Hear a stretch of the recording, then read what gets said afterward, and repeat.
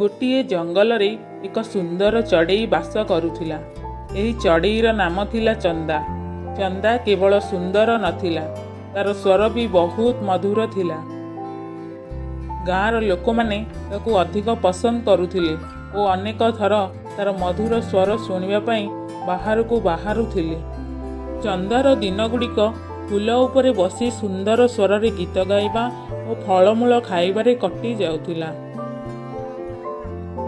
ତାର ଜୀବନ ଶାନ୍ତ ଓ ସୁଖମୟ ଥିଲା, କିନ୍ତୁ ତାର ମନରେ କେବେ କେବେ ଏକ ଅଜଣା ଭାବନା ଆସୁଥିଲା। ସେ ଜାଣିବାକୁ ଚାହୁଁଥିଲା ତାଙ୍କ ଗାଁର ସୀମା ସେପଟେ ଥିବା ଦୁନିଆଟି କେମିତି ହୋଇଥିବ।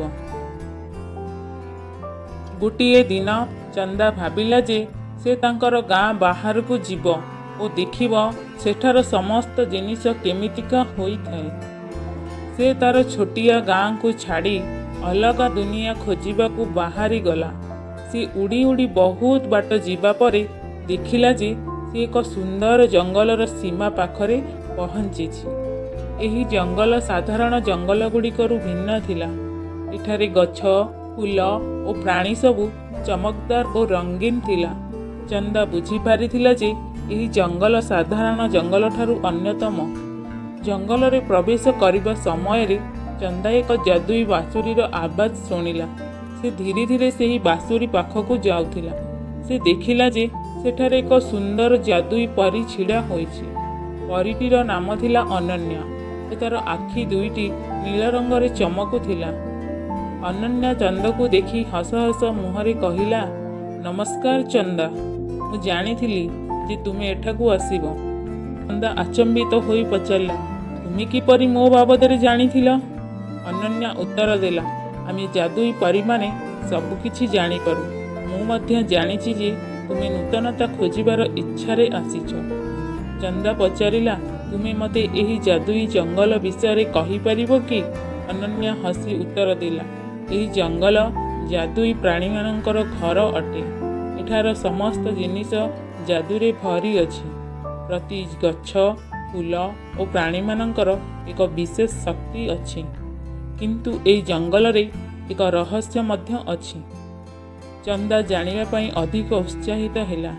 ସେ ପଚାରିଲା, କ'ଣ ରହସ୍ୟ ଅଛି? ଅନନ୍ୟା ଏକ ରହସ୍ୟମୟ ହସ ଦେଇ କହିଲା, ଏହି ଜଙ୍ଗଲରେ ଏକ ପ୍ରାଚୀନ ରତ୍ନ ଅଛି, ଯାହାକୁ ସିଦ୍ଧିରତ୍ନ କୁହାଯାଏ। ଏହି ରତ୍ନ ଅତ୍ୟଧିକ ଶକ୍ତିଶାଳୀ, ସେଥିପାଇଁ ଏହା କେବଳ ସତ୍ୟ ଓ ହୃଦୟ ଥିବା ବ୍ୟକ୍ତିଙ୍କୁ ମିଳିପାରେ। ଯଦି ଏହାକୁ ସଠିକ୍ ସମୟରେ ଖୋଜାଯାଏ, ତେବେ ଏହି ଜଙ୍ଗଲକୁ ଅଧିକରୁ ଅଧିକ ଅଦ୍ଭୁତ ଓ ସୁନ୍ଦର କରିହେବ। ଚନ୍ଦା ନିଷ୍ପତ୍ତି ନେଲା ଯେ ସେ ସିଦ୍ଧିରତ୍ନକୁ ଖୋଜିବ। ଅନନ୍ୟା ତାକୁ କିଛି ଉପଦେଶ ଦେଇଥିଲା ଓ ଏକ ଯାଦୁଇ ନକ୍ସା ମଧ୍ୟ ଦେଇଥିଲା, ଯାହାଦ୍ୱାରା ସେ ରତ୍ନ ପାଖରେ ପହଞ୍ଚି ପାରିବ। ଚନ୍ଦା ଯାଦୁଇ ନକ୍ସାକୁ ଦେଖି ତାର ଯାତ୍ରା ଆରମ୍ଭ କରିଥିଲା। ସେ ଜଙ୍ଗଲ ଭିତରେ ଯାଦୁଇ ସ୍ଥାନଗୁଡ଼ିକୁ ଖୋଜୁଥିଲା।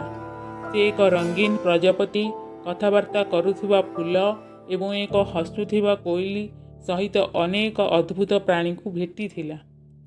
ସମସ୍ତେ ଚନ୍ଦାଙ୍କୁ ସାହାଯ୍ୟ କଲେ ଏବଂ ତାକୁ ସଠିକ୍ ଦିଗରେ ପଥ ଦେଖାଇ ଦେଲେ।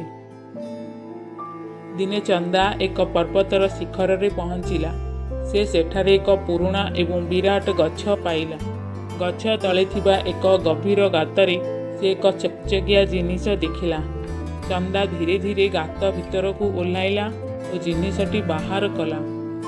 ଏହା ଥିଲା ସିଦ୍ଧିରତ୍ନ, ଯାହା ପରୀ ତାକୁ କହିଥିଲା। ଯେତେବେଳେ ଚନ୍ଦା ତା ହାତରେ ସିଦ୍ଧିରତ୍ନ ଧରିଥିଲା, ସେତେବେଳେ ସେ ଏକ ଅଦ୍ଭୁତ ଶକ୍ତି ଅନୁଭବ କଲା। ପୁରା ଜଙ୍ଗଲ ଜଳିଗଲା ଏବଂ ଯାଦୁରେ ପରିପୂର୍ଣ୍ଣ ହେଲା। ସମସ୍ତ ପ୍ରାଣୀ ଖୁସିରେ ନାଚିବା ଆରମ୍ଭ କଲେ। ଚନ୍ଦା ଅନୁଭବ କଲା ଯେ ସେ ବର୍ତ୍ତମାନ ଏହି ଯାଦୁକାରୀ ଜଙ୍ଗଲର ଏକ ଅଂଶ ହୋଇଯାଇଛି। ଅନନ୍ୟା ହସି ଚନ୍ଦାକୁ କହିଲା, ତୁମେ ପ୍ରମାଣ କରିଛ ଯେ ତୁମର ପ୍ରକୃତ ହୃଦୟ ଅଛି। ସିଦ୍ଧିରତ୍ନ ବର୍ତ୍ତମାନ ଏହି ଜଙ୍ଗଲକୁ ସୁରକ୍ଷା ଦେବ ଏବଂ ଏହାକୁ ଆହୁରି ସୁନ୍ଦର କରିବ।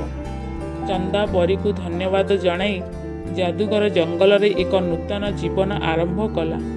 ସେ ଜଙ୍ଗଲରେ ନୂତନ ସାଥୀ ପାଇ ବହୁତ ଖୁସିରେ ରହିଲା। ଚନ୍ଦା ଆହୁରି ମଧ୍ୟ ଶିଖିଲା ଯେ ପ୍ରକୃତ ହୃଦୟ ଏବଂ ଏବଂ ସଚ୍ଚୋଟ ଉଦ୍ଦେଶ୍ୟ ଯେକୌଣସି ଚ୍ୟାଲେଞ୍ଜକୁ ଦୂର କରିପାରିବ। ଜଙ୍ଗଲର ସୁନ୍ଦର ଦୁନିଆରେ ଚନ୍ଦା ତା ଜୀବନକୁ ଯାଦୁକାରୀ ମେହେନ୍ଦି ଏବଂ ଚମକଦାର ଜୀବନରେ ପରିପୂର୍ଣ୍ଣ କରିଥିଲା। ଏହିପରି ଚନ୍ଦାର କାହାଣୀ ଏକ ପ୍ରେରଣାଦାୟକ ଯାତ୍ରା ହୋଇଗଲା, ଯାହା ଦର୍ଶାଏ ଯେ ପ୍ରକୃତ ଉଦ୍ଦେଶ୍ୟ ଏବଂ ସାହସ ସହିତ ଆମେ ଯେକୌଣସି ସମସ୍ୟାର ସମାଧାନ